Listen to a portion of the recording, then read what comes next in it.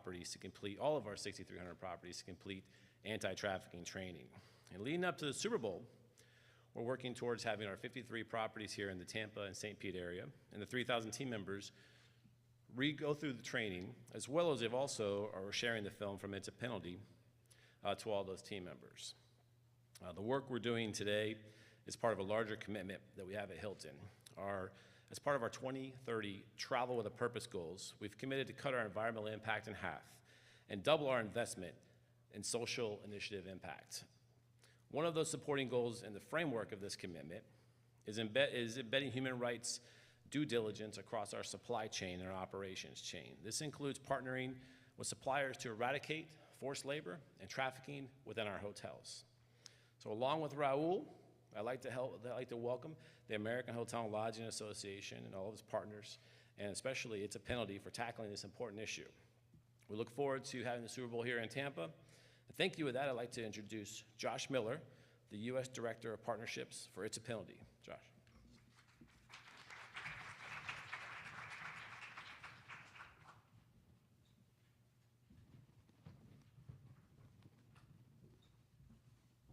Thank you, John. And we also want to thank the FRLA and the AHLA for helping us put this program together today. And I want to give a special thank you to the GM of this Hilton Hotel, Raul Aguilera, and his team who have worked really hard to put this event together. They've done a great job putting it together safely, and we want to thank them for that. I also just want to give a special thank you to our supporters of the It's a Penalty campaign. We couldn't do this campaign without the help of our supporters and our partners, and Hilton is one of those partners who have come alongside of us to take a stand against the exploitation and trafficking of vulnerable people. I'd also like to specially thank today Dr. Heather Curry, who is the lead staff for the Hillsborough County Commission on Human Trafficking. Heather and I have become good friends through this. We've spoken a lot. We've been working tirelessly to put this campaign together. And on the side of Hillsborough County, with the commission, Heather has been working to make sure that this is a very successful campaign. So I want to say thank you. And then I just want to mention that, we're excited to be here in Tampa Bay. We're excited to run this campaign here. I know it's exciting that football's happening, that the NFL is putting on the Super Bowl this year. The Bucs are in the playoffs. Many of the ambassadors that are part of our campaign are in the playoffs this year as well. So we just hope that that draws more eyes to the campaign and that more people will see this campaign and will learn to be educated and aware of the signs of human trafficking. So now I'd like you to listen to a special message from our CEO, Sarah DiCarvalho.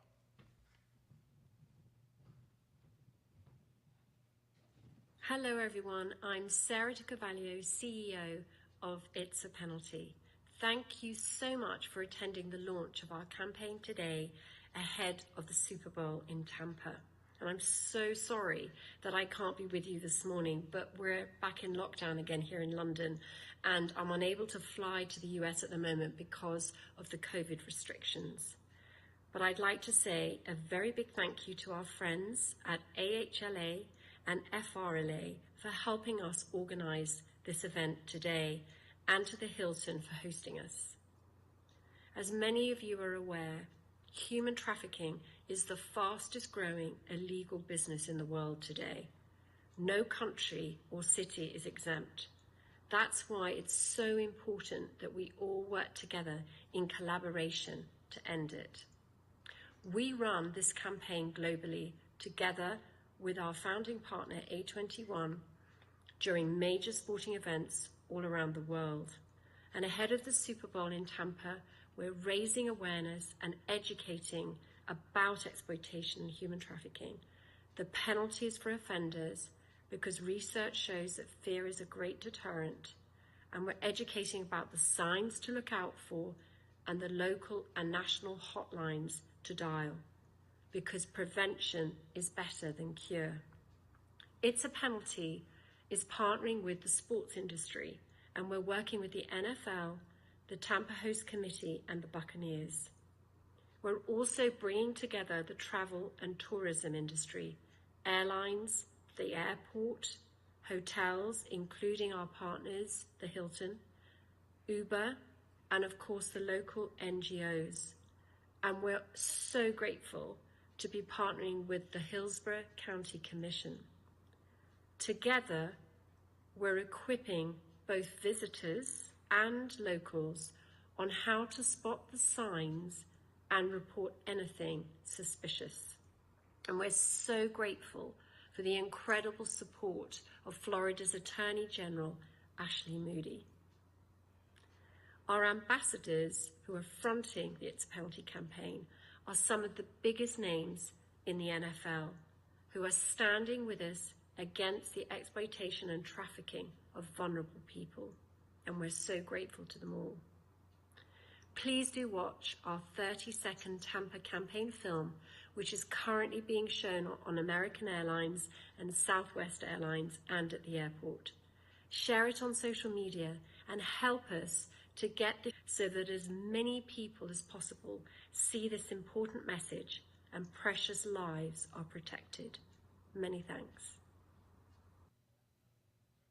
Sport brings people together. We stand with It's a Penalty against the exploitation and trafficking of vulnerable people. Offenders will face prosecution in the United States or their home country. Millions of people are trafficked and exploited around the world. If you see signs of exploitation by force, fraud, or coercion, call or text this number. To report outside of the USA, visit makeaReport.app. Your call could save lives. These crimes will not be tolerated.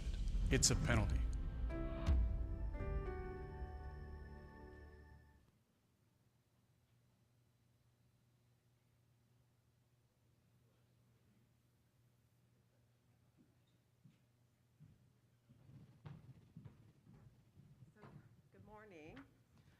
Am I allowed to take this off to speak?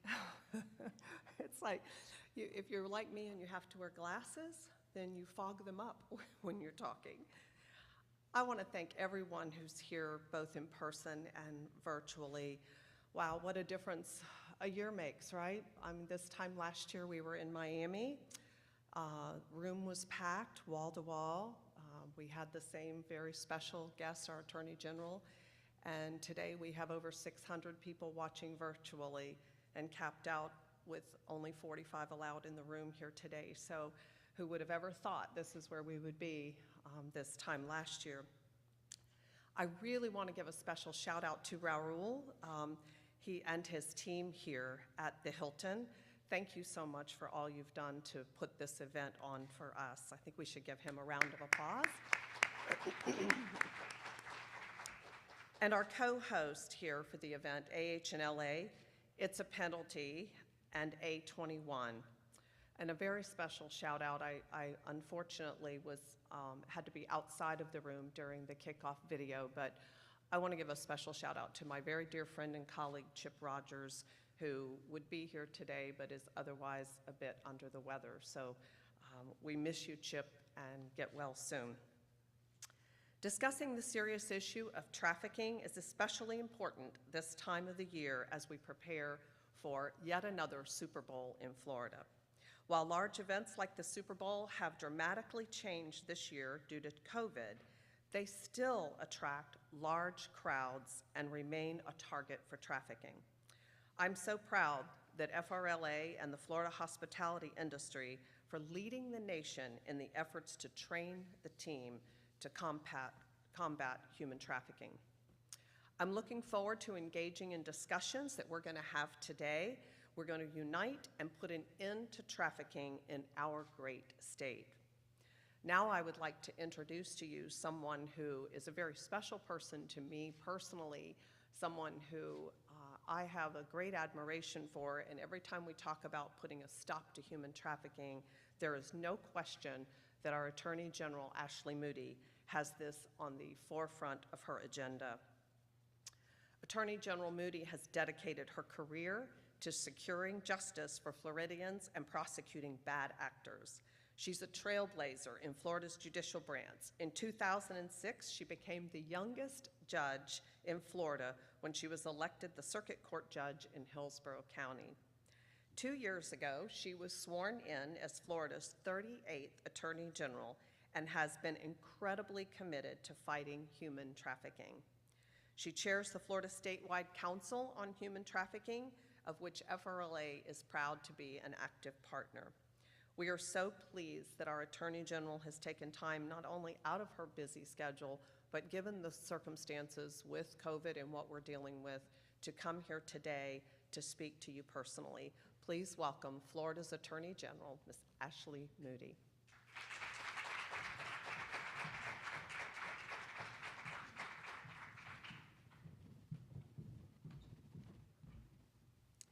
I always said that if someone took the time and honored me with an invitation to speak, I would never leave without having those that took the time to listen learn something. So my first lesson of the day, this is not a pen. If you unscrew the cap, you will dump hand sanitizer all over your lap, as I have just done. So you're welcome. This is really one of my most favorite events of the year. I loved doing it last year.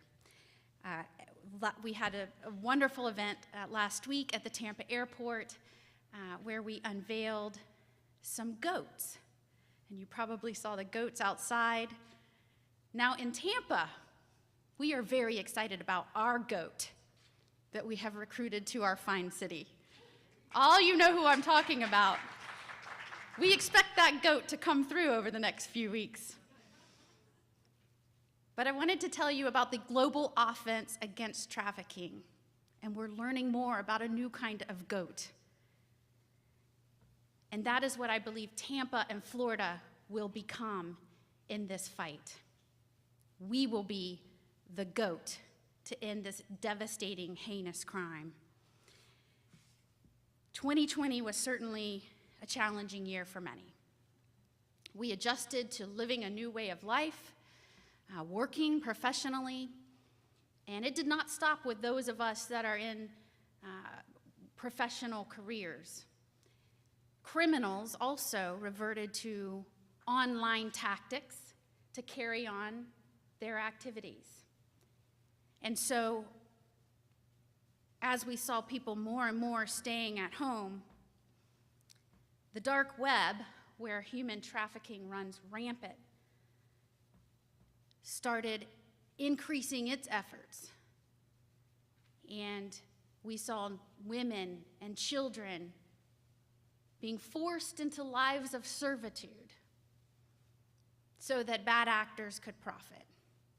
And they used the internet to do this. And so our investigative efforts had to shift. We are always looking for new ways to approach and investigate crime. And I'll tell you about a goat we have right here in Tampa, Sheriff Chad Chronister, who worked with his deputies, and I was so proud to stand with him just as much of the country was coming back from a very long period of quarantine. He announced with his deputies that they had busted the Sinful Six, who were using online mechanisms to traffic women, many that had become, and they had gotten hooked on drugs to do so. And I was so proud of their ingenuitive efforts in our task to end human trafficking. And what was so disturbing about standing there with Sheriff Chronister and his amazing deputies that day was this is not something that just happens in the dark web or in a dark corner. This is often going on right under our noses in plain sight. And that's why many of you are here today, because you've heard about this. You know that it's happening in transportation vehicles. It's happening in hotels that law-abiding citizens patronize. It's happening in restaurants. It's happening, and we have to become aware. It touched me so significantly last week when Joe Lopano, one of our city's great leaders, said, I didn't even know what human trafficking was until a couple of years ago. And now I'm committed. I am in this. I am going to help fight this because I know what's going on in front of right under our noses. It's a 24/7 criminal enterprise. And what does that mean for us right now in this moment? A moment when a city and a county and a state are getting ready to prepare for an influx of people for a big game. And as the NFL gears up for this big momentous occasion, so must we. Because just as it brings excitement and fans and fun and competitive spirit, it also brings the underside of criminal world. And that is those that are using a game, an entertaining event, to increase their sales of our most vulnerable. The good news is, as we gear up, we've done this before. You know, I used to tell people, rarely is there a state that can do a Hall of Fame Bowl, a Super Bowl, another Super Bowl, all within a year. Florida's been given that amazing opportunity, but with that comes great responsibility. And so we're gonna do again what we started last year. Working with Uber drivers, transportation drivers, hotel, the restaurant industry, I commend your efforts. We learned that the first and most significant part of fighting this evil enterprise is getting folks like you and within our community, like Joe Lopano.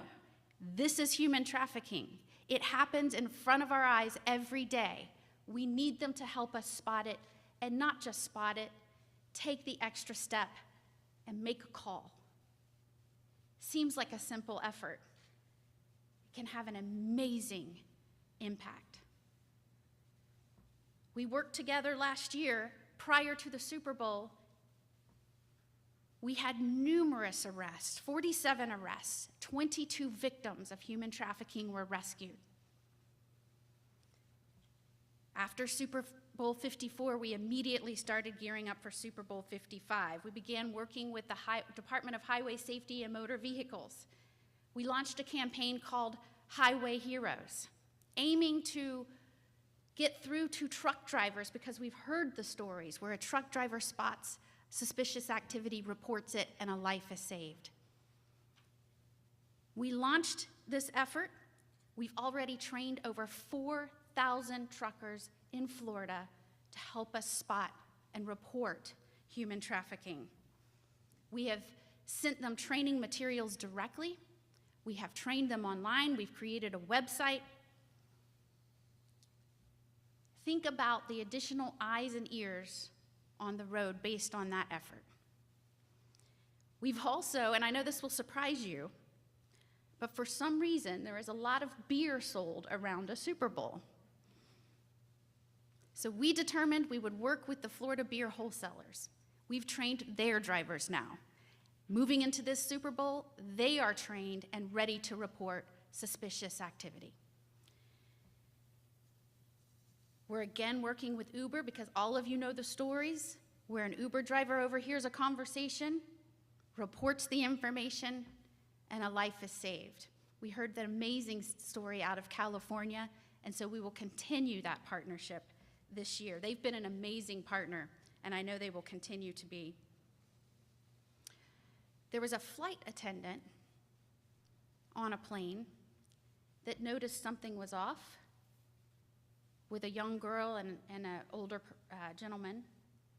She set up a way for that person to leave a note for her in the bathroom on the flight, and she was able to have law enforcement waiting when that plane landed. And a life was forever changed because of one person who noticed something and did something about it. And that's why we joined with It's a Penalty and worked with the Tampa International Airport to place anti-human trafficking messages throughout the airport and in bathrooms. If one victim sees these signs, if one person looks at these signs and is aware of where they can call if they notice something, the entire partnership and effort was successful.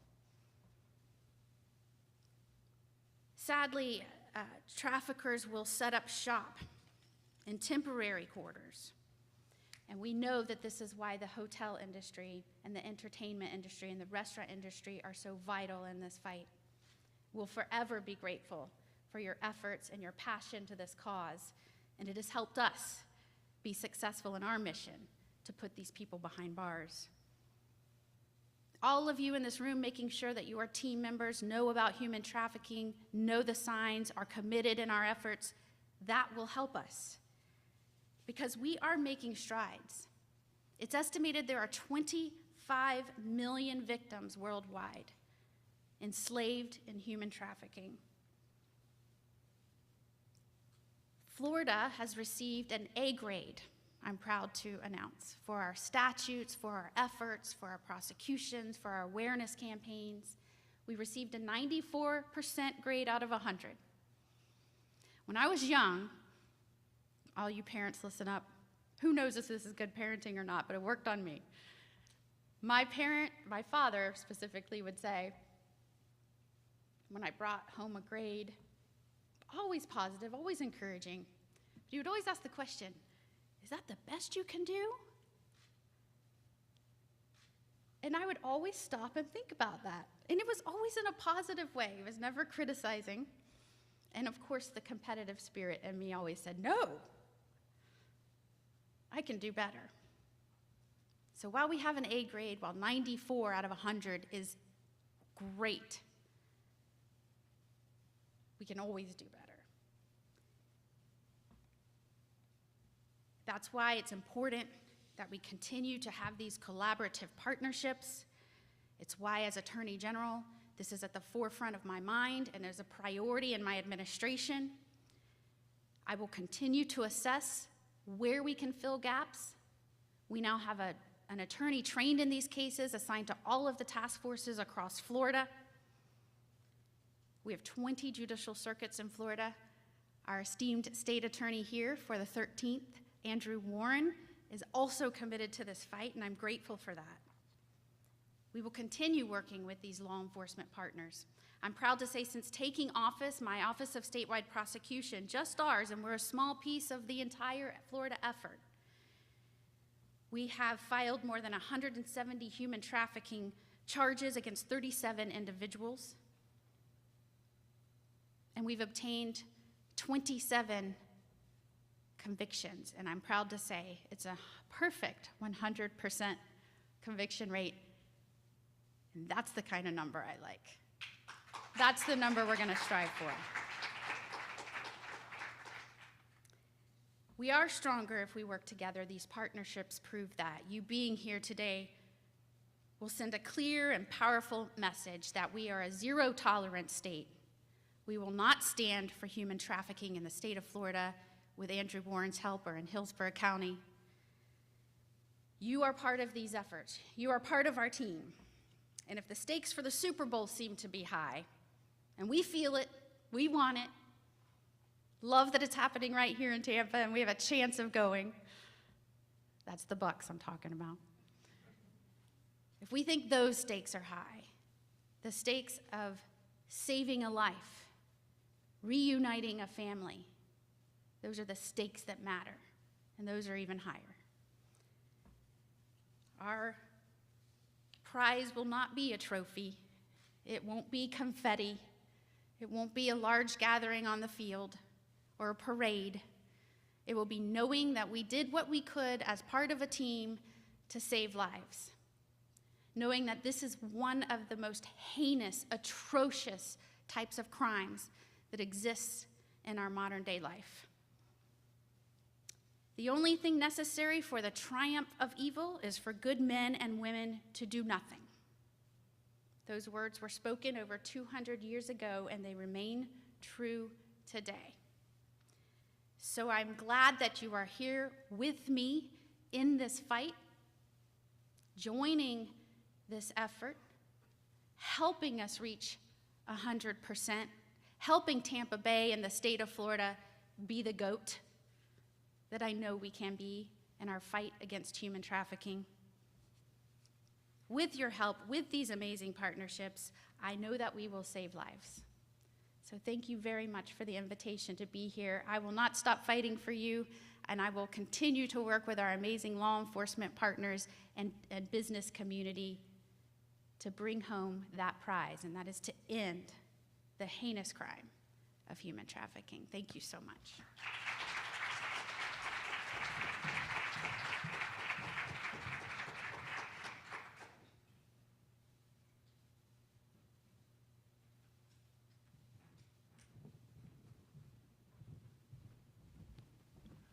Thank you so much, Attorney General. We're honored to have you speak, and we're going to take a few minutes now. I'm going to invite Kat Rosenblatt up with me. Kat is an amazing woman that Sarah and I met in Miami when we ran the It's a Penalty campaign last year. Kat is a human trafficking survivor. She's now an author and a speaker. She consults with the FBI. And so I just want to take a little bit of time, and I want to talk to Kat.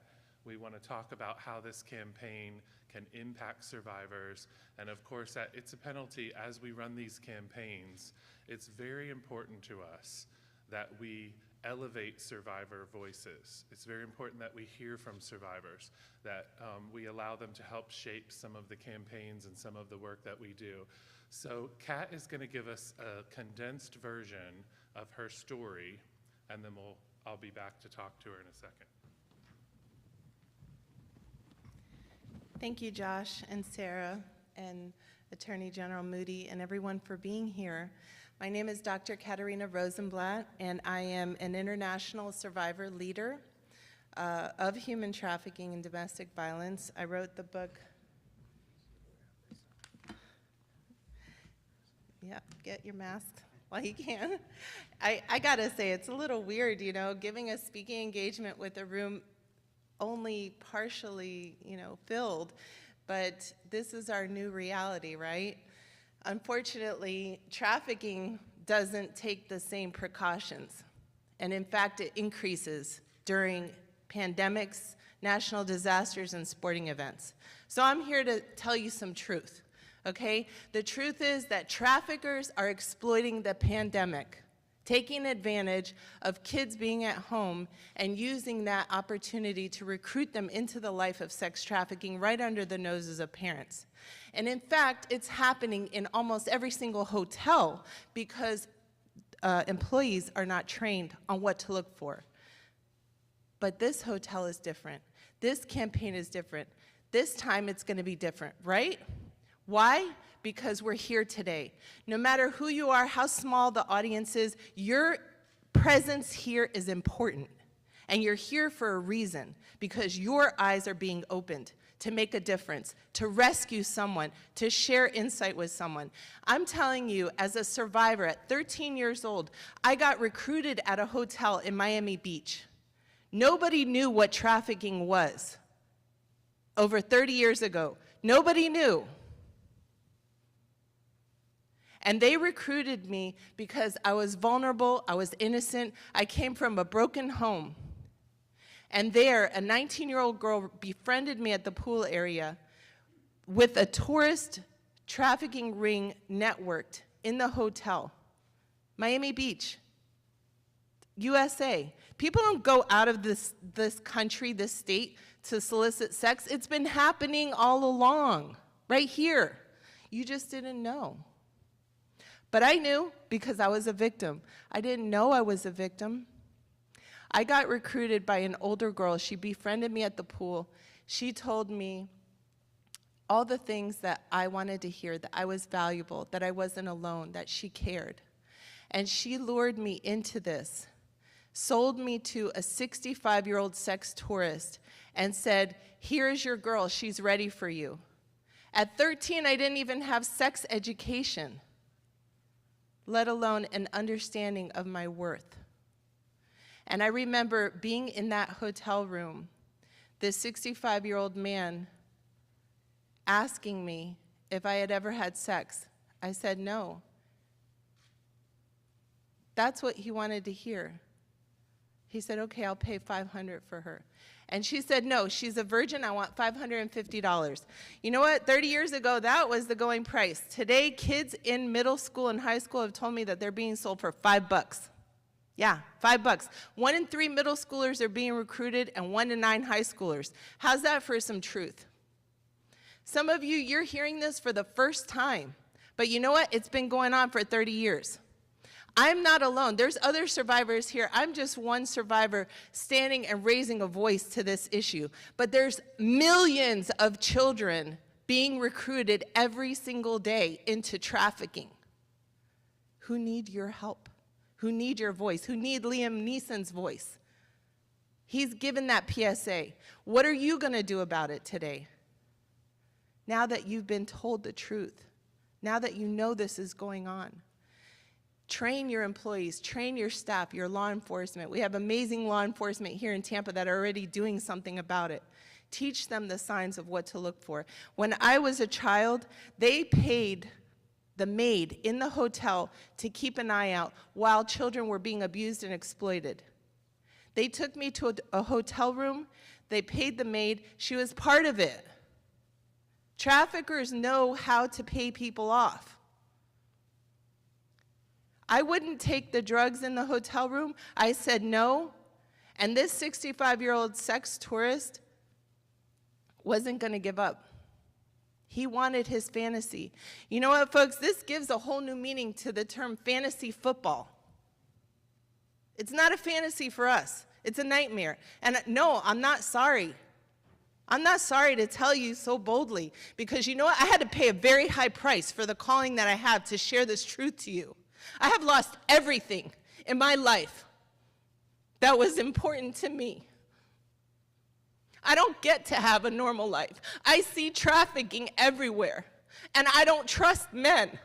I'm sorry, but I'm not sorry, because I have been called for a purpose to share this. Men fuel demand. You come here to play football. The players are here for a professional sport, but men who are looking for sex with minors are not here for that. They're here to fulfill a fantasy. And at 13 years old, that was not my fantasy. I wanted to be a lawyer. I wanted to be a doctor. I wanted to be somebody. And they were willing to take it away from me. And when this man wasn't getting his way, he said, "Would anyone hear you if you screamed?" And I said, "Yes." I would scream really loud. My mom would come looking for me. And you know what? With that, he got scared. If a little 13-year-old can scare off a John, so can you. And he kicked us out of the room, and I was safe, but not for long. Mary, my recruiter, turned on me. She said, "Now you're going to have to pay for this," because she had just lost over $500 for the sale of my virginity.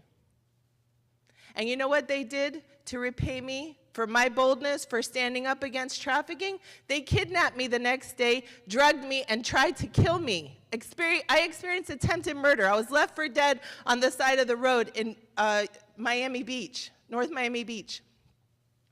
That's how I got paid for my fight against trafficking. That's the penalty I had. And you know what? It's a penalty to stand up for justice. Yeah. You know how much backlash I have gotten from sharing my story because people are jealous, because people are envious, because people want to fight. You know what? You don't want my story. You don't want my calling. I experienced trafficking, I escaped it, but you know what? I got recruited again in my middle school. I got addicted to drugs. I was raped so many times in my life that I cannot have a normal relationship with a man. How do you like that? I want to get married again.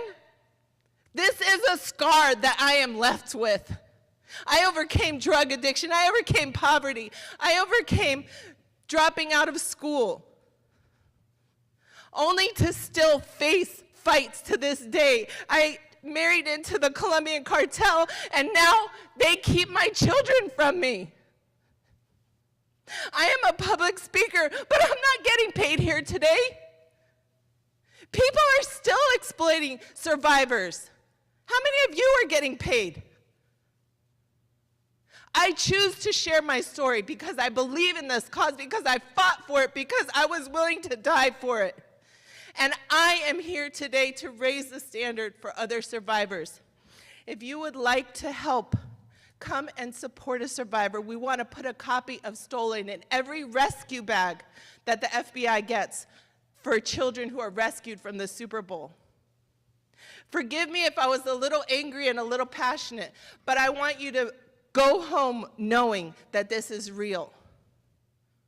This is a fight. And when you come out of trafficking, you don't just get to brush it off and go back to school like I tried to. They're there, and they threaten you, and they want to kill you, and they want to shut your mouth. And it's an invisible bond. And we who are survivors in this room, Connie, myself, others, we fight to keep them alive, to mentor them, to support them, to help law enforcement, to tell kids that they are for you, they're not against you. It's just the beginning. We have wonderful people, Maurice in the back, other law enforcement and partners, the hotel industry. It's a penalty. We are paying a price to fight this every single day because we have chosen the side of justice. What side will you choose? As for me and my house, I am going to choose to fulfill this calling and serve the Lord in what God has called me to do. Thank you so much, and I hope you go out and make a difference. Thank you, Kat. Stay for just a second. Thank you so much, Kat. We so appreciate you sharing your story. And one of the things that you told us last year in Miami with the It's a Penalty campaign is that if a campaign like this had existed back when you were being groomed, then it may have prevented you from being trafficked, right? So we just want to let you know that we are so grateful for your support. We're so grateful today that the hotel industry is taking a stand, that the hotel industry has committed to training every staff, all of their workers, and that we have training, free training, like Chip mentioned earlier, available today for hotel workers. And I do want to acknowledge those who are watching online. Thank you so much for joining us. It may be a small room today with distance, but we've got a lot of people online that are listening to this and that are watching this. So thank you so much, Kat. Thank you.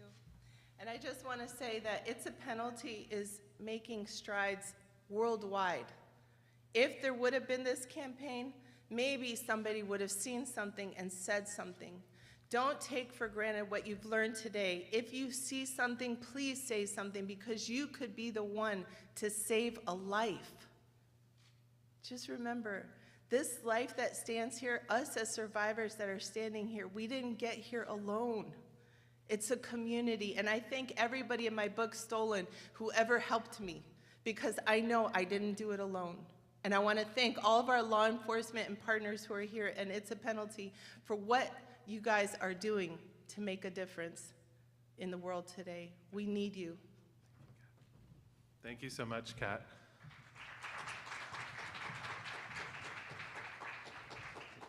I'd just like to now introduce you to State Attorney Andrew Warren.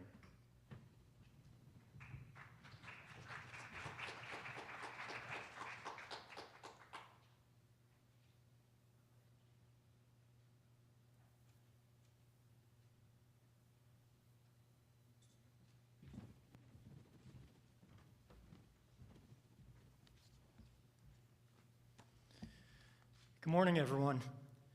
First, let me thank Kat again for unapologetically sharing that story. Your passion is raw and contagious. I want to welcome and thank all our partners from It's a Penalty, especially the NFL and our hometown Bucks, as well as General Moody. Human trafficking is a problem that lurks in the dark. It's often hard to see. We all wish that means that it's not happening, that it's not here in this community or others. But the unfortunate truth is that Tampa Bay is an epicenter for human trafficking. I'm proud that here in the Tampa Bay area, we don't close our eyes to the problem. We shine a light on it. We've had impactful campaigns to raise awareness, working with government and nonprofit and private sectors. We've had true collaboration here across our criminal justice system. Even right now, as we're speaking, our sheriff, Chad Chronister, is announcing the outcome of a major operation to combat human trafficking. More than 50 arrests were made targeting predators who were seeking underage victims. We're going after the customers who drive demand for trafficking. This is just one of the many tools that we're using here to disrupt human trafficking trade in our community. I'm really proud of the State Attorney's Office's work on the Sinful Six, as General Moody referenced. This was a truly innovative prosecution where, working with the Sheriff's Office, we brought charges against 6 individuals, not just for human trafficking, but for RICO as well.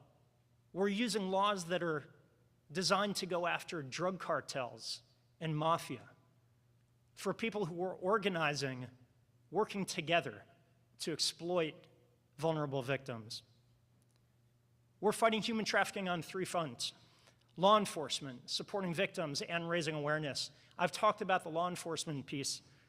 The victim cooperation is the single largest obstacle we have to prosecuting human trafficking. Connecting victims with support as early as possible is crucial. At the very first contact they have with law enforcement, as Kat was alluding to, we have victim support services working every day hand in hand with law enforcement here in this community, even during sting operations, to make sure that from the very beginning, victims have support that they need. Not only does this help the prosecution, it's providing support for support's sake. That victim support is critical.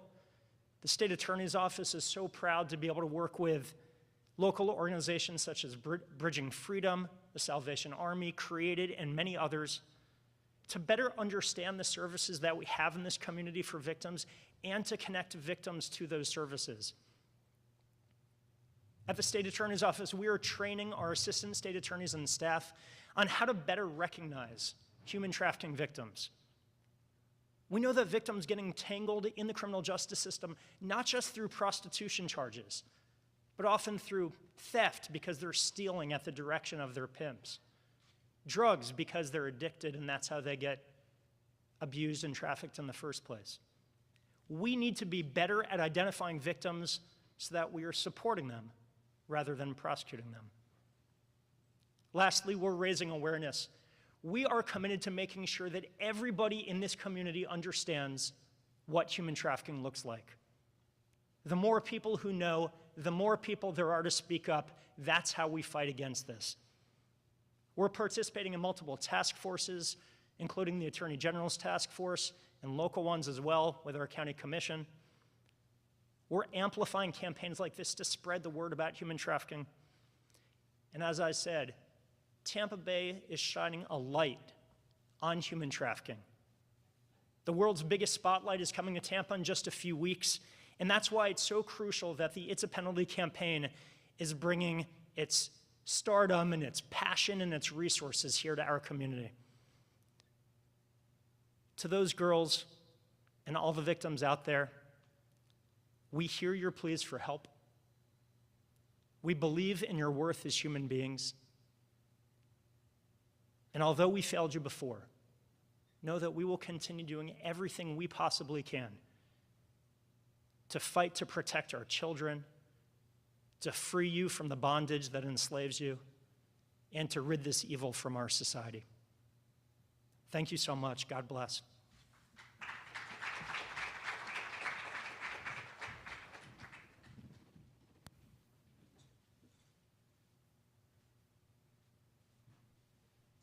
Good morning, everyone. I'm Heather Curry, the lead staff for the Hillsborough County Commission on Human Trafficking, for which Commissioner Kimberly Overman is the chair.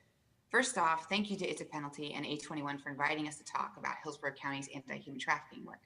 Additionally, Commissioner, thank you and all of the members of the board for your collective leadership with the Commission on Human Trafficking and for supporting the It's a Penalty campaign launch.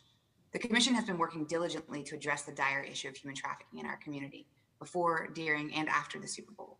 Commissioner, I'll hand it over to you to describe the efforts of the Commission. Thank you, Dr. Curry. I appreciate that. Hillsborough County created the Commission on Human Trafficking in December of 2019. It draws together 20 members with broad multidisciplinary representation of our community, including our law enforcement agencies, community advocacy, airport, port, transit, support service for survivor victims, hotel and hospitality, law enforcement, and education. Importantly, we have lived experience member, which permits our board to be survivor informed in all of our deliberations. The board also includes Chief Judge Figueroa, State Attorney Warren, Public Defender Holt, and law enforcement representatives from the city's police department, as well as Hillsborough County's sheriff. Additionally, Connie Rose, who sits on the commission along with several survivor leaders that have formed a survivor advisory committee. The committee currently has 6 members who generously give of their time, experience, and wisdom to ensure all of our materials are vetted by survivors. This is crucial to ensuring our work is responsive to victims and survivors, and we are grateful for the tremendous work that they do and the time that they give. I also want to explain the role of the commission as a convener group for the Super Bowl. Early in 2020, the NFL asked the commission to be the convener group for the Super Bowl 55 due to our broad community representation.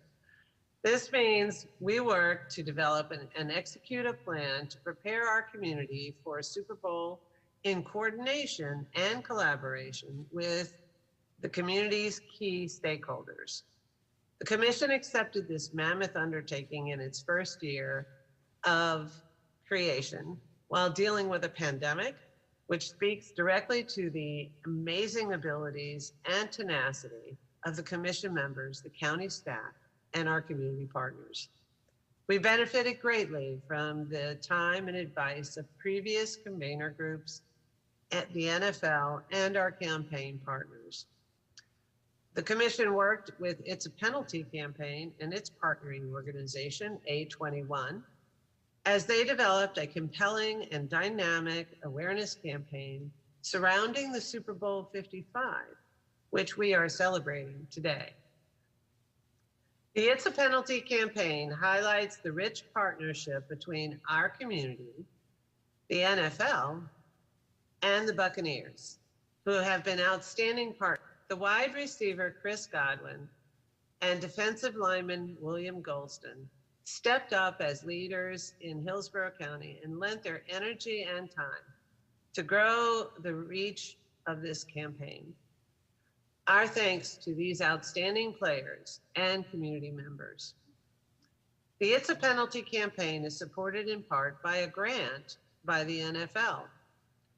The commission also has worked with Visit Tampa Bay and their outstanding marketing team to develop a sustainable campaign, Don't Buy It, Tampa Bay, which addresses the demand side of human trafficking.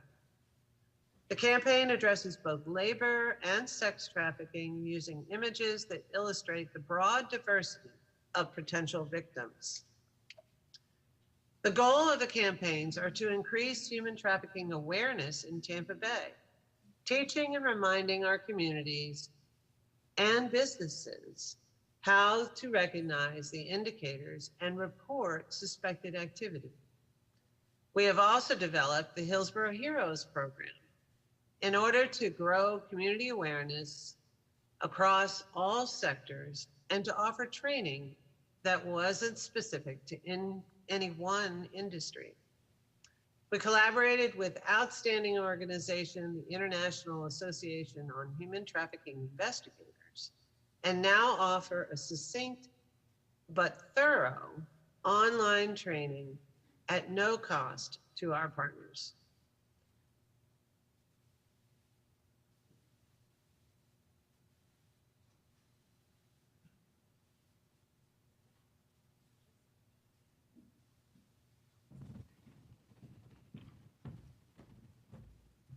Hello, if we can have our panelists join us on stage here. I'm Molly Thorson with A21, and we have our moderator, Shelley from AHLA, joining us as well.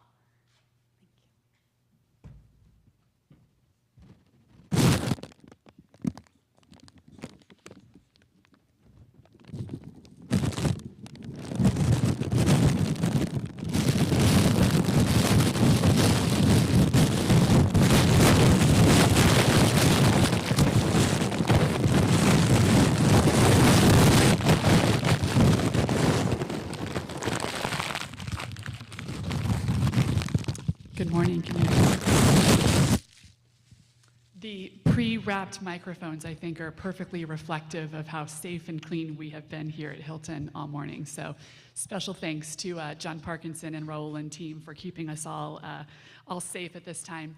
My name is Shelley Weir. I am the Senior Vice President of Career Development at the American Hotel and Lodging Association and AHLA Foundation. And we are so thrilled to be here today with our partners at It's a Penalty, A21, and the Florida Restaurant and Lodging Association. Our goal at the AHLA Foundation is part of the No Room for Trafficking campaign, as you heard from our CEO, Chip Rogers, is to make sure that every single hotel employee in the United States is trained to spot the signs of human trafficking to help prevent this heinous crime. So thrilled to be here today with our panelists. Let me just do some brief introductions. First, on my far right, Lee Burkhaw, Assistant Chief of Police here for the Tampa Police Department. Thank you, Lee, for being here. Molly Thurston with A21. Thank you, Molly, coming all the way from DC. Thanks, Molly. And lastly, Danny Cooper, Senior Marketing Manager from the Tampa International Airport. Thank you, Danny, for being there. Molly, I might start with you, if that's okay. This event marks the second time that we have partnered with It's a Penalty and A21 to host a pre-Super Bowl event here in Florida. A21 is a founding partner of It's a Penalty, which is one of the most uniquely sports-based campaigns for anti-trafficking. Can you touch on a bit what goes into this campaign and what you guys do to prepare for these sporting events? Absolutely. And I just would like to extend a thank you to Hilton for having us again here today. It is such a pleasure to be in person and feel so safe and so cared for during this time, during this pandemic. So thank you to Hilton for really preparing everyone in this room. I am Molly Thorson with A21. We are one of the founding partners of the It's a Penalty campaign.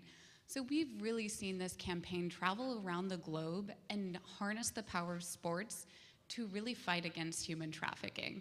That's not only for Super Bowls, those are for Olympics, for cricket games, and nearly every major sporting event. What makes the Super Bowl so unique and such a pleasure to work with is obviously our partnerships. Like you said, this is our second year with the American Hotel and Lodging Association and the Florida Restaurant and Lodging Association, which is so unique to be able to have back-to-back Super Bowls in Florida. So it's really been a pleasure to work with all the partners here in Florida. Speaking of partners, what makes this campaign so unique, I feel, is it uses these really memorable faces that we all know and all see every day in these sports teams, and it has these wonderful men step up to the plate and use their faces to really gain attention and gain popularity in these awareness campaigns. So like, as you will see today, we have Aaron Rodgers, we have your local own Chris Godwin, and we are really grateful for just all the players who really put their face behind this, making it a very unique awareness campaign. So that's a little bit about what we do here and how it's a little bit different from other public awareness campaigns. And we're really excited about the launch today for Super Bowl 55. That's amazing. And what a year it's been since we were together last in Miami. I think we can all appreciate that. Lee, I might touch a bit on what's been happening. As we all know, preventing human trafficking really has to be an intersection of partnerships, both between private industry and the public sector. Can you touch a bit on what you're doing with law enforcement to help prepare for the Super Bowl, especially around human trafficking? Sure, absolutely. And on behalf of Mayor Jane Castor and Chief Brian Dugan, I'm honored to be here. And thanks again for It's a Penalty and A21 and Hilton for making this happen. And the city of Tampa takes an aggressive approach, but it starts with the state. And the Attorney General was here and with her statewide task force. So our preparation for the Super Bowl started over 2 years ago. And actually one of the great network connections that we made was at one of the human trafficking meetings for the statewide council. We met the lieutenant that was in charge of the Miami Super Bowl human trafficking there, and we were able to collaborate with that lieutenant. And because of that collaboration, I was able to send 2 detectives down there to be embedded in their operation to help us prepare for this one. Other collaborations with the Hillsborough County Commission on Human Trafficking connections that we've made in there connected us with Airbnb, and we were able to have Airbnb come in to our task force and discuss what we're doing and what they're doing. So we're able to bring those connections together. It all comes down to, for the Super Bowl, using the local areas and connections that we have. We've done many Super Bowls and large-scale events before and parades, so we have that working relationship. But our specific Super Bowl plan starts out with education and awareness. And It's a Penalty does that for us, but in addition to that, we wanted advanced training for our law enforcement officers. And that's where we called the International Association of Human Trafficking Investigators to give that extra training for the law enforcement officers that'll be working this event. So the collaboration that's there, the planning that's ahead of time, actually starts with education and awareness, starts with working together on pre-operations. You heard one of them today that the sheriff announced. All that in advance of us working together in the Super Bowl coming up. And then I think it's important that it doesn't end after the Super Bowl, that we continue our efforts. And that's part of our operational plan, is our post plan and what we're doing after the Super Bowl, because this is a 365-day-a-year problem, not just a 1 week or 1 day problem. Very well said. Okay, Danny, over to you. So you guys just installed the It's a Penalty campaign at the Tampa International Airport. I think we're so excited to be a part of that as part of the broader travel sector here in the hotel industry. Tell us a little bit about the campaign, and especially since we unfortunately are seeing less travelers now because of COVID-19, how are you making sure that people are aware of it, given that there are fewer travelers coming through the airport right now? Well, I first want to say it's a real privilege to be here this morning and represent our airport. And I did not know the Attorney General was going to invoke our CEO this morning, so I'm even doubly thrilled to be here as a result of that. And it's a real privilege for us to be one leg of the stool, or whichever cliche you want to use, related to how we prevent this, how we notice the signs of it. The interesting thing about the question, though, is you say fewer passengers and fewer travelers, but what we actually know is people are still coming to our area.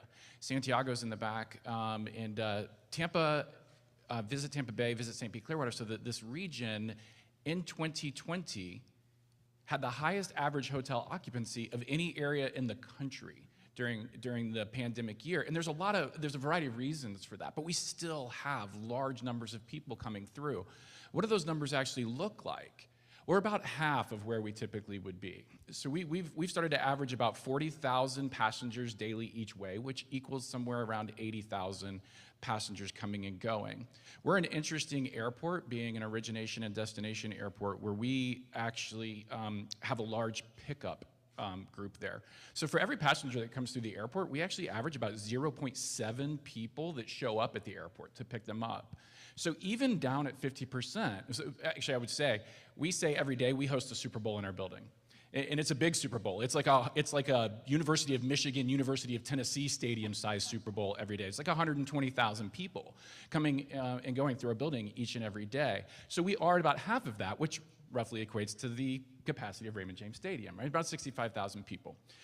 The other interesting thing about that is they're mostly unique visitors. They only come one time a year. So if you think about it, over the course of the next month, while these signs are up, we're looking at somewhere between 65 and 70,000 people per day being exposed to these messages. That's just the physical signage. So that's huge. And those people are taking that message back. They're taking pictures of the things. We saw them the other day when we installed on Wednesday. People already taking pictures of the goats. People already taking pictures of the signage in the bathroom.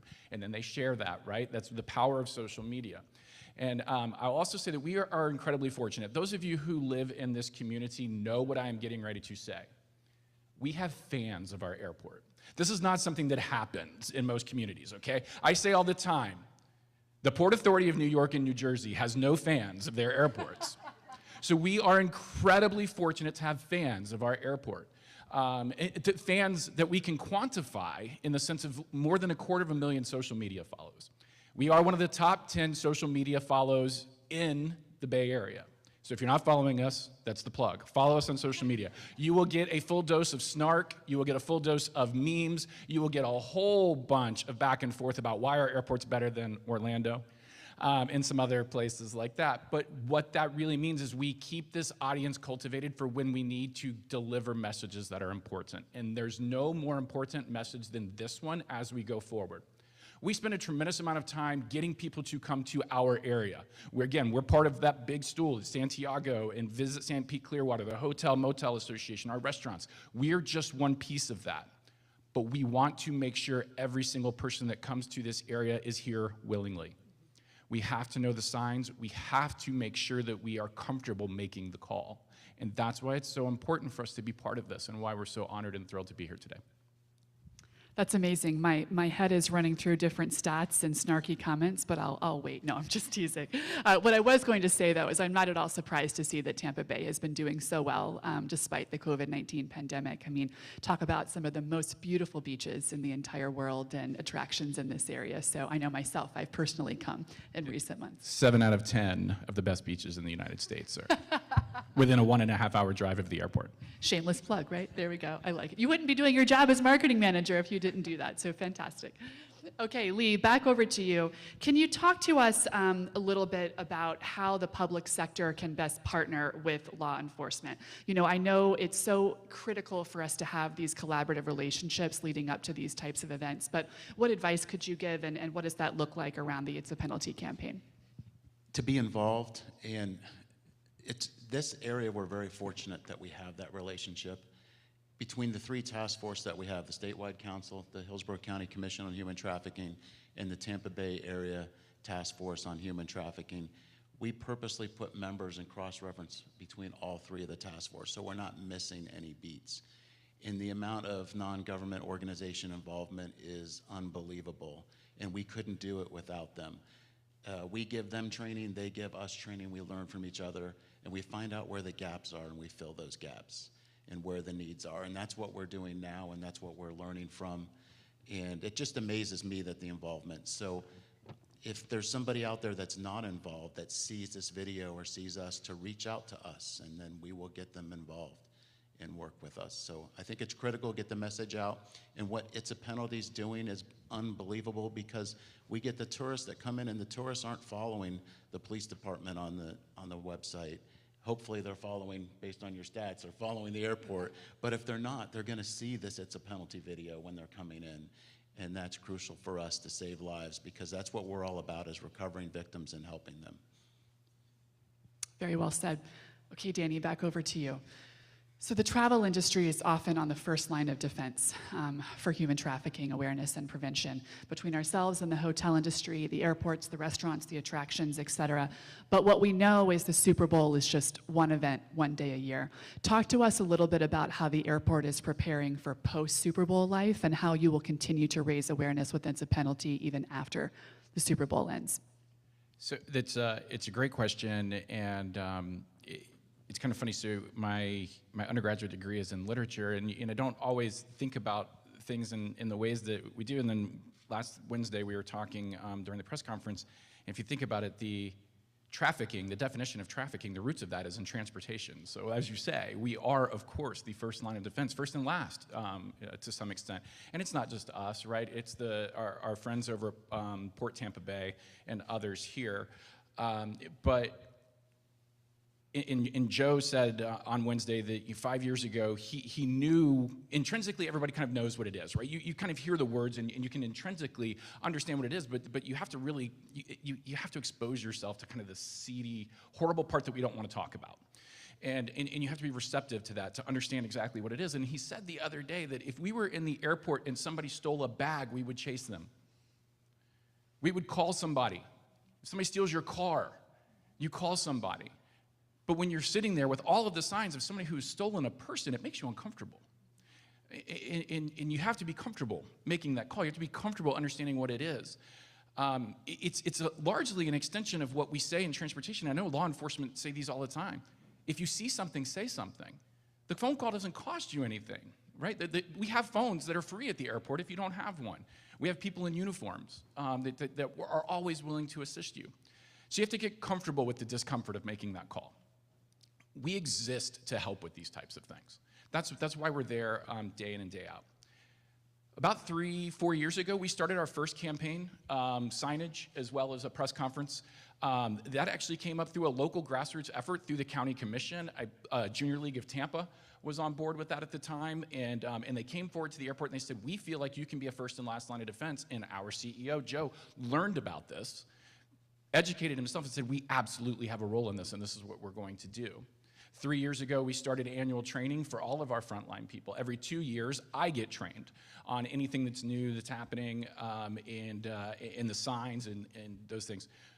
And again, there's only 600 of us that work for the airport itself. 12,000 people make a living at the airport. So there's a lot of eyes. There's a lot of people that get trained every single day there. So it's TSA, it's Customs and Border Protection. It's our own police department working in partnership with the local law enforcement. It is an ongoing thing. So this is not just we're gonna roll our sleeves up and make this a big deal for the next 3 or 4 weeks. Also, we'll say, a lot of things in security around the airport, it's the things you see that you know about, but there's lots of things you don't see. So it's always going on in the background. Security is always going on in the background, and this is one layer, but it is one of the most important things that we're focused on, and I can assure you it will be going on for years to come, until we host the next Super Bowl, and beyond that one. Soon enough, right? Molly, can you talk to us a little bit about some of the resources that are available both for the private and public sector to utilize in the days ahead as we lead up to the Super Bowl, but then again, as is our kind of ongoing theme here, even after the Super Bowl as well? Yes, absolutely. So one of the greatest resources is the human trafficking hotline number itself. Wide distribution of this number can lead to more lives being saved, more calls being made, and just numbers of survivors recovered. We know through this campaign and through all the work in Miami last year, the distribution of the hotline number saw a 163% increase in calls during the Super Bowl. So we know that people are looking and people need the number. So the best resource we can provide is these awareness campaigns that are providing this number. I'm looking at throughout the room and I see all of the partners that we've worked with, and I know every single one of them have amazing resources. And it's just really incredible to see them all here today. I know the No More, the In Our Backyard, the Hillsborough Human Trafficking Council, and many more. So leading up to the Super Bowl, there will be tons of opportunities to join forces with all of these local partnerships, and we can all use each other's resources and really amplify the work that's being done here in Tampa. Another resource is training, and we're really looking forward to having the FRLA training coming up here. And I think just really focusing on those local partnerships and looking into the community and what's already been made, and amplifying that. That's amazing. Before we close today, I might take an opportunity, team, and just if I could summarize in 3 words what we learned from the panel today. I think first it's collaboration, right? It's collaboration amongst industries, whether it's hotel, airlines, restaurants, attractions, accommodations, et cetera, as well as between public and private entities to make sure that we're working together. Second would be awareness. We all need to be aware of all of the campaigns and resources that are available to tap into and utilize. Almost all of them are free and available at no charge. And then lastly, which I think is a great segue, is training. The more that we can train the workers of the travel sector and the hotel industry, as I mentioned, we are deeply committed to having every single hotel employee trained in our sector, but train the Uber drivers, train the airport workers, train the restaurant workers, the more that we can work together to help eradicate this issue. So thank you guys so much for participating on the panel today, and I'm thrilled to introduce my dear friend and colleague, Jeff Lukeman from the Florida Restaurant and Lodging Association.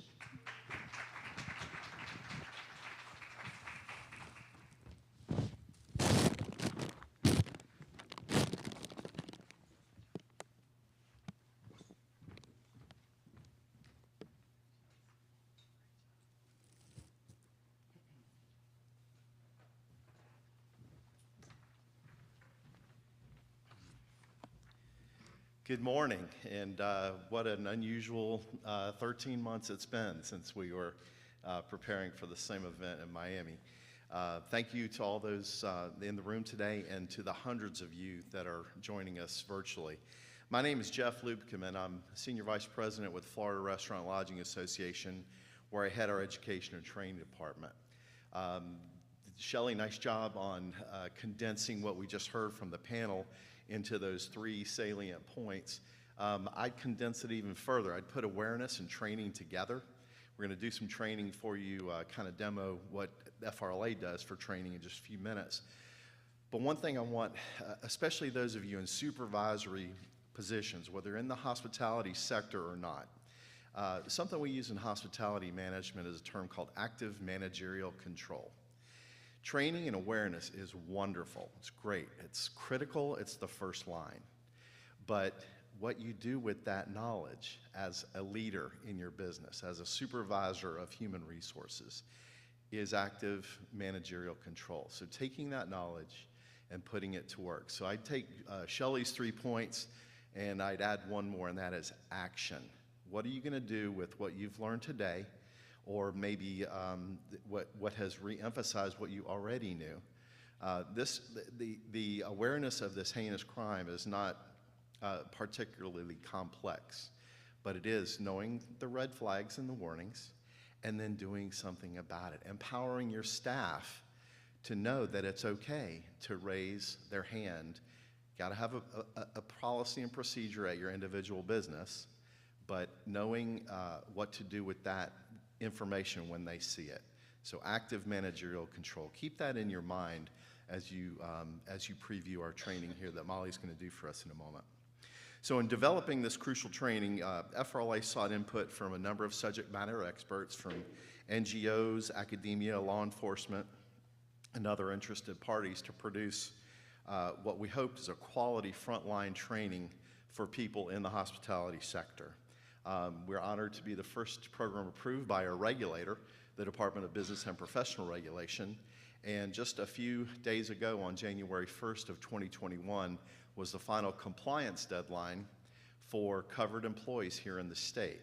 So if you're in the lodging business and you have other covered employees, there is now a regulatory requirement that your staff in customer-facing positions have training. That deadline has now come and passed, and DVPR will be out enforcing this through their inspection process. So our objective in developing the training was, of course, to arm our industry associates with critical awareness, but also to emphasize and underscore FRLA's partnership in this horrible crime. We're pleased to offer this training free of charge at frla.org. There are a number of really good trainings out there, and there are a lot of really good free ones, and a lot of them do meet that compliance goal for DBPR. If you happen to need one, frla.org will serve your needs. So today's version is going to be an abbreviated version of what we do for that frontline employee training. In the interest of time, we don't have time to go through the entire course, but it will provide you a feel for the content and really kind of hit the highlights of what your frontline employees need to know. So at this time, it's my pleasure to bring Molly Thorson back to the stage. She is U.S. Director of Advocacy for A21, and she's going to demo our training for you. Thank you so much, and enjoy the show.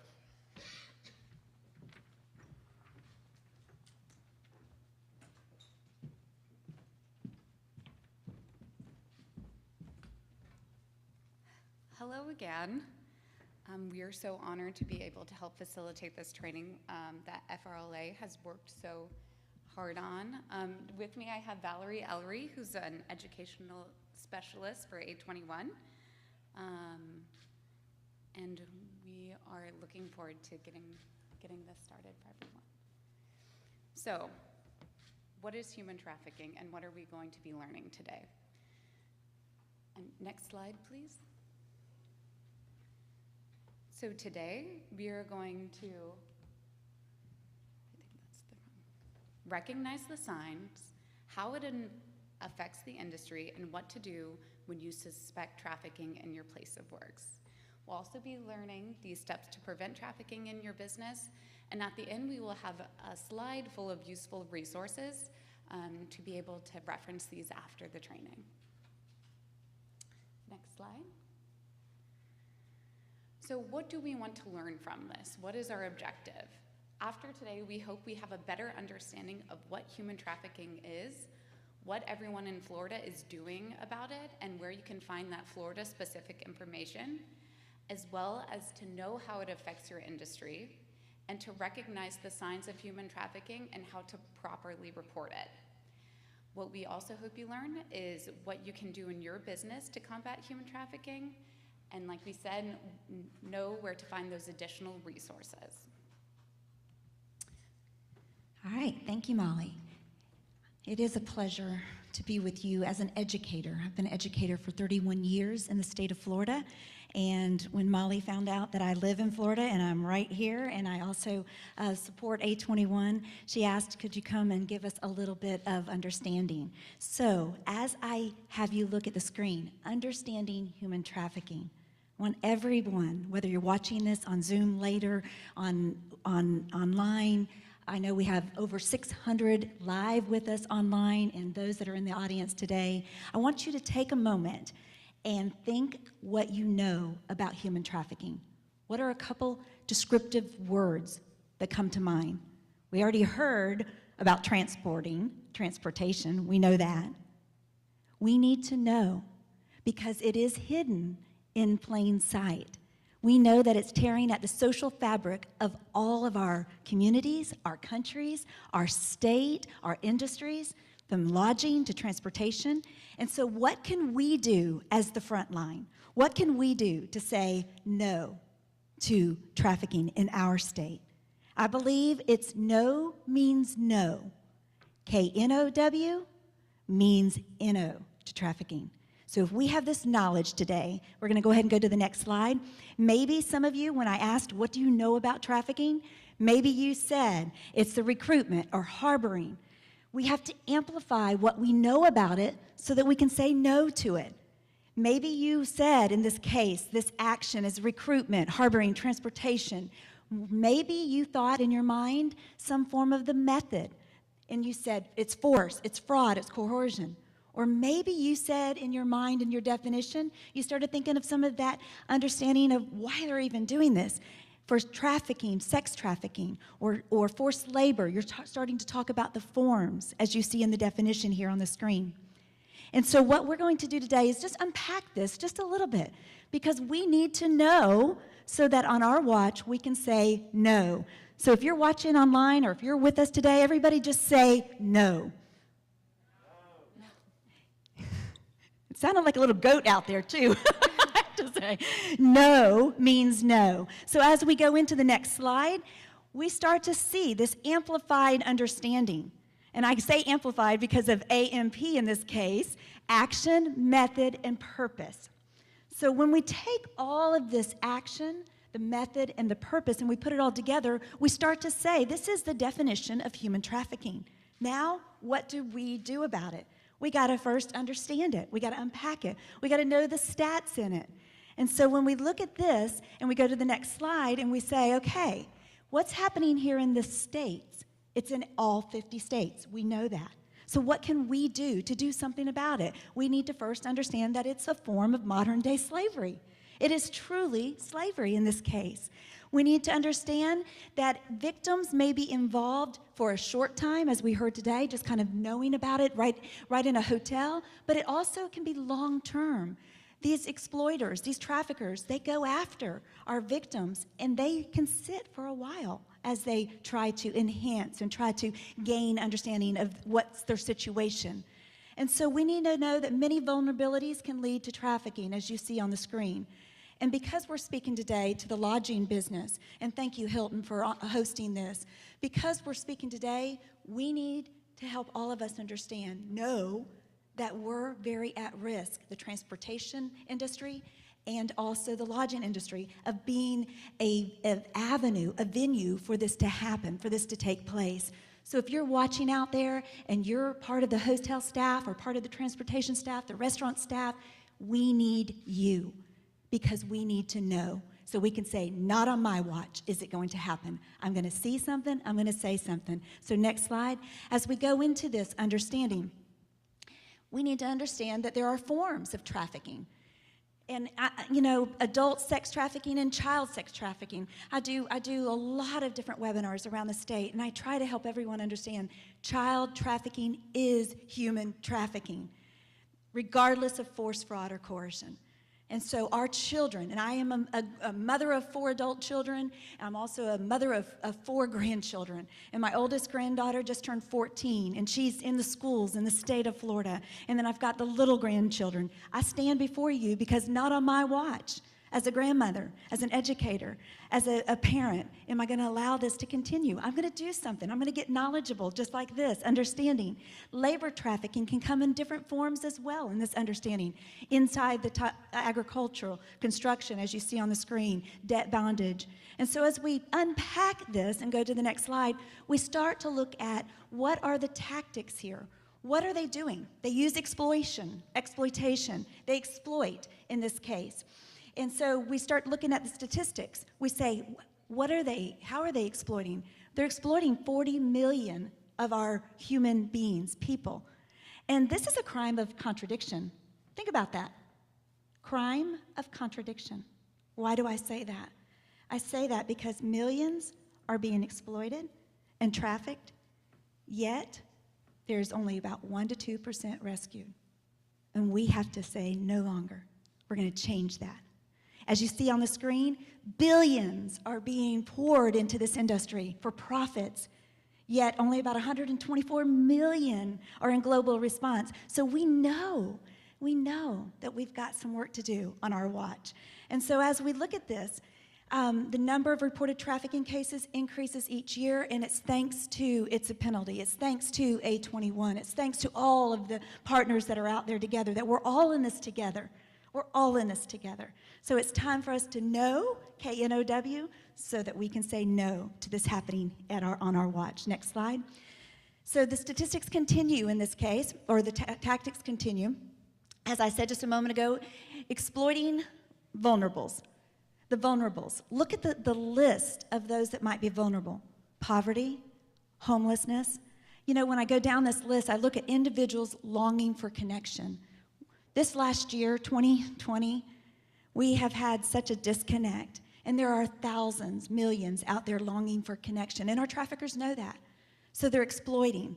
Their tactic is to harp on that, to come after that, to lure, like we've heard in that regard. So because people are looking for a better tomorrow, a better life. So they get caught up in this, and they get just hearing the sweet words or hearing this understanding, and our victims get caught up. So the next slide, another tactic in this regard is looking at recruitment methods.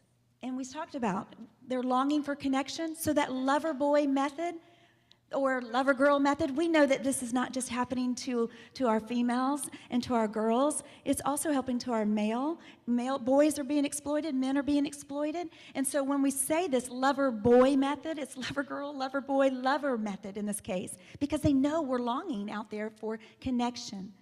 And false job advertisement.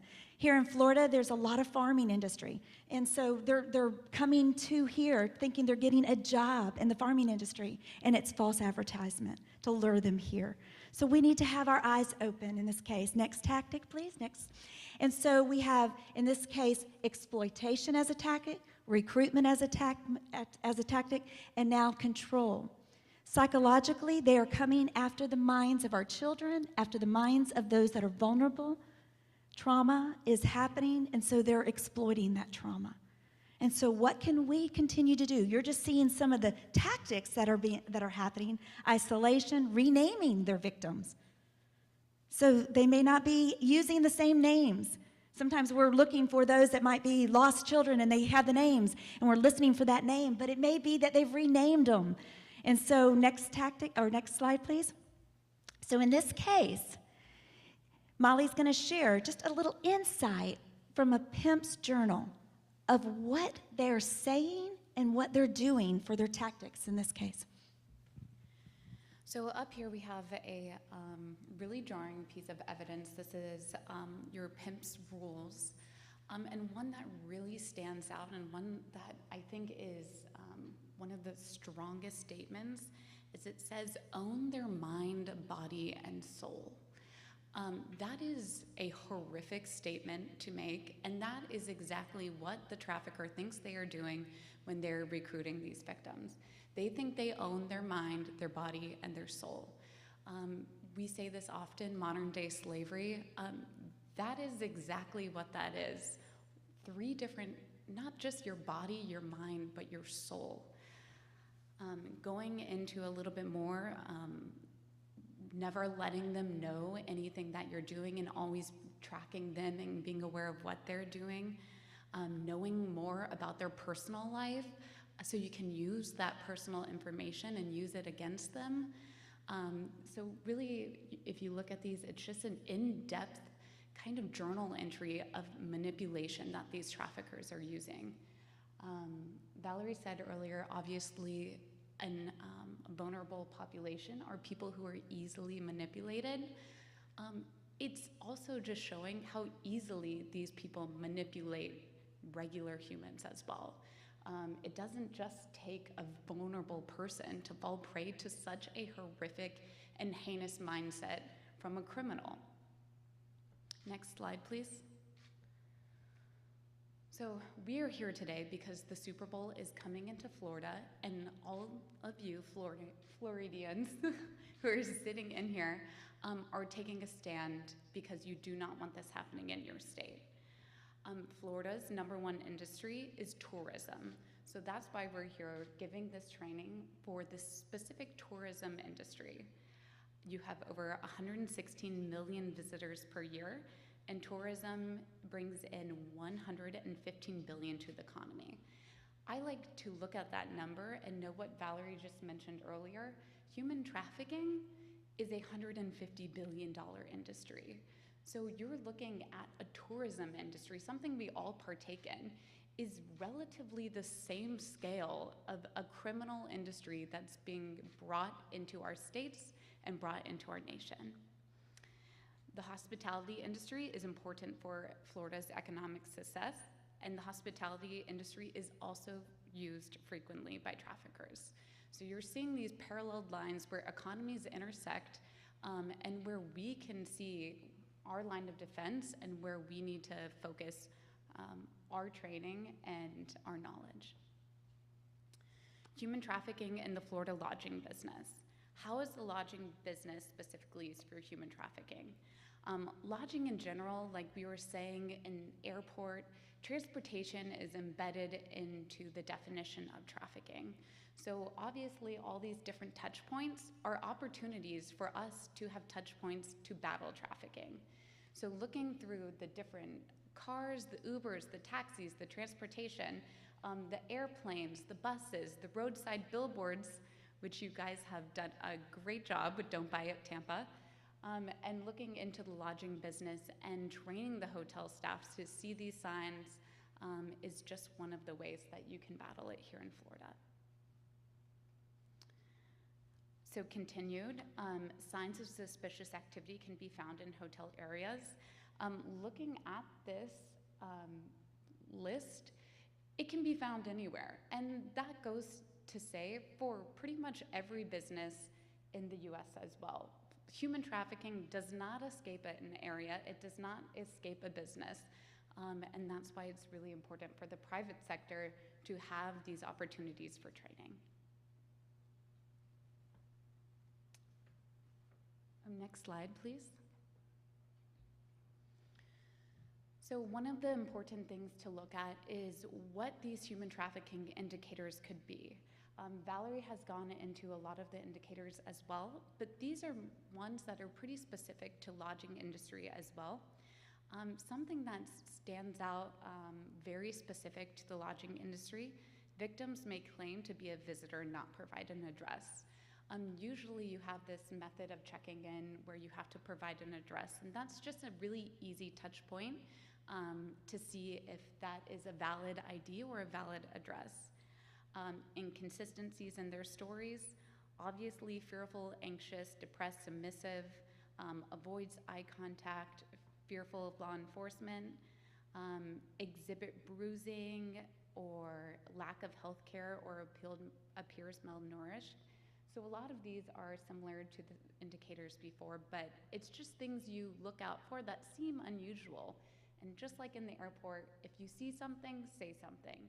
You never want to be overcautious when reporting something you think is suspicious.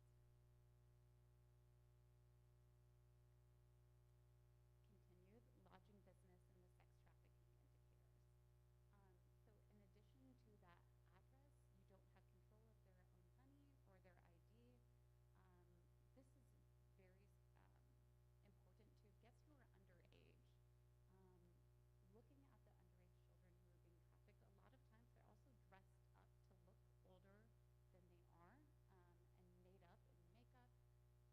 So in addition to that address, you don't have control of their own money or their ID. This is very important to guests who are underage. Looking at the underage children who are being trafficked, a lot of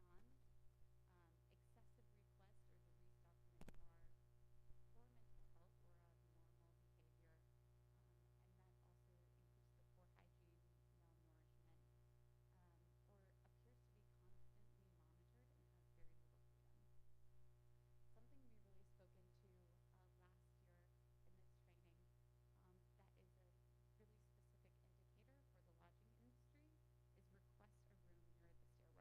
Something we really spoke into last year in this training that is a really specific indicator for the lodging industry is request a room near the stairwell or an isolated area. Obviously, the business of human trafficking is criminal, so any location where you have a little bit more privacy, in addition to a number of these other indicators, could be a suspicious activity. So consistently throughout this training, Valerie and I have been speaking into specifically sex trafficking. What we don't often hear about is labor trafficking, which is happening all across the United States. The National Human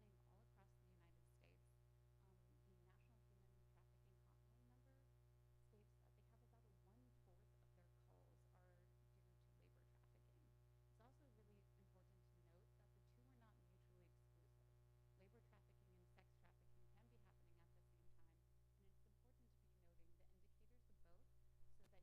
It's also really important to note that the two are not mutually exclusive. Labor trafficking and sex trafficking can be happening at the same time, and it's important to be noting the indicators of both so that you can recognize. So here are labor trafficking indicators. Doing work that they're not contracted for, paid a fee for their job, not in control of money or ID, no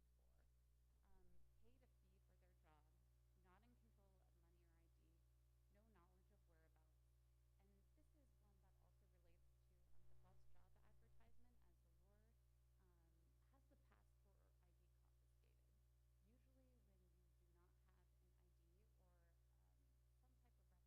lure, has the passport or ID confiscated. Usually when you do not have an ID or some type of representation to validate your identity, that's seen as typically a suspicious activity. Evidence of physical abuse, lack of freedom, and once again, these link over to some of the sex trafficking indicators, but poor mental health and abnormal behavior in addition to poor physical health. Next slide, please. Okay, management steps. So what is something that you all can do to prevent this? And let me tell you, this is the most important step right here. Having this training and creating this knowledge. So like Valerie said, you can know when to say no. Like I said, having employees taking that training include signs of human trafficking in hotels and the proper steps to reporting suspicious activity. Knowing your local police and knowing who to call when you do see these signs and when you do see suspicious activity, that could be a really critical life-saving moment for someone, just knowing who you should call when you do see these. Display the information and print training resources. These are also equally as important, really knowing and having these printed out so you can reference these at any time. Make sure to meet all required health and safety standards. We mentioned time and time again in this that the poor hygiene and the poor health are part of indicators. So making sure that your staff is trained to really recognize the safety standards and what that contrast looks like could be really helpful in reporting suspicious activity. This is a very simple and a great first step. Include a no forced labor policy. That's a very easy thing that sometimes gets overlooked, but creating your own forced labor policy within your industry.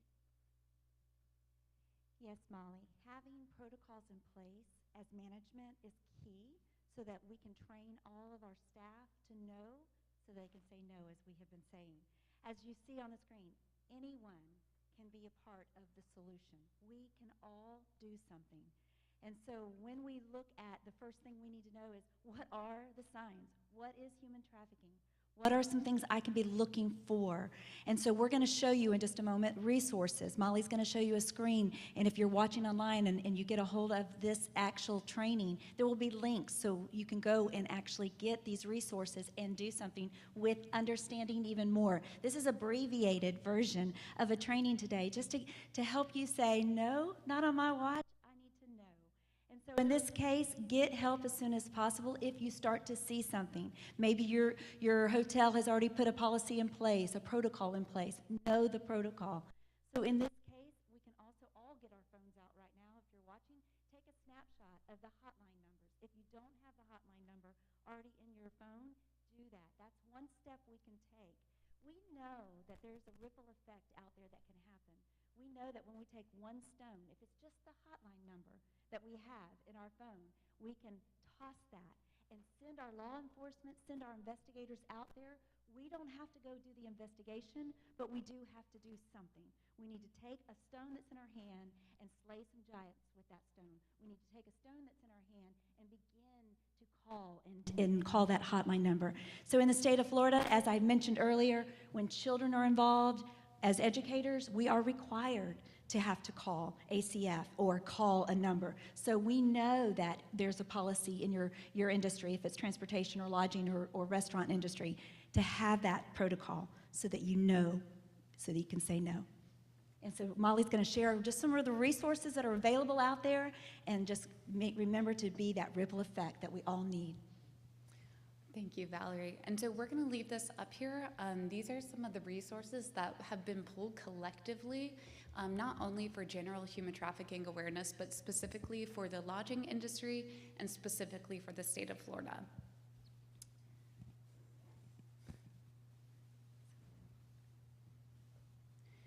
So feel free to, like Valerie said, take a snapshot of these. And I do believe that concludes our training for today. So we really appreciate everyone who's tuned in online and everyone who is safely here today. And again, thank you for Hilton Hotel for helping us put on this wonderful, safely attended event. And all of our friends at the Florida Restaurant and Lodging Association and American Hotel and Lodging Association, and the many other partners who are here today. Thank you very much.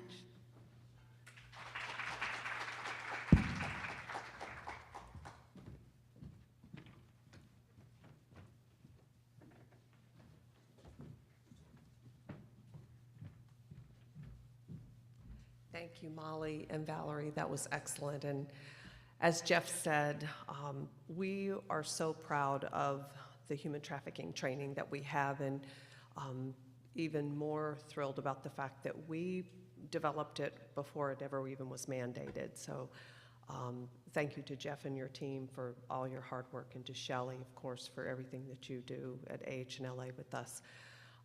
You know, we have a moral obligation to continue to fight this fight. I hope that we can continue to have things like the Super Bowl come to our state and be successful. We have to continue to make Florida the tourism mecca of our country. And the best way to do that is to prove to others that are traveling in that we take this heinous crime very serious. And that if you are going to think about trafficking, don't think about it in Florida, because we are a state that stay on top of this. So again, I want to thank all of you for coming out today. I know this is Human Trafficking Month, but let's not forget about this next month or in the summer or in the fall. You know, we just need to continue to be reminded of the importance of fighting this terrible crime. So have a very safe trip for those of you who are traveling, and for those of you who are online today and streamlining, thank you for taking the time out of your schedule to be with us today. Thank you again.